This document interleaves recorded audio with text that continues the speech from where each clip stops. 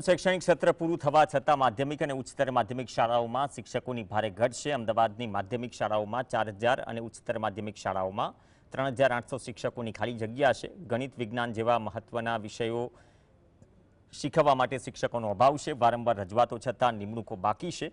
સામાન્ય રીતે મે મહિનામાં યાદી બનીને જૂન સુધીમાં શિક્ષકોની ભરતી થવી જોઈએ, પરંતુ સર્વ શિક્ષા કચેરી અને કમિશનર ઓફ સ્કૂલ વચ્ચે તાલમેલના અભાવે પ્રક્રિયા અટકી છે। બંને વિભાગો એક જ કચેરીમાં હોવા છતાં નબળું આયોજન બાળકોના ભવિષ્ય સાથે ચેડા કરી રહ્યું છે।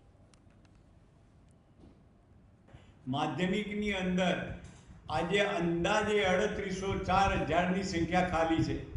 ઉચ્ચતરની અંદર 3500 થી 3700ની જગ્યાઓ ખાલી છે।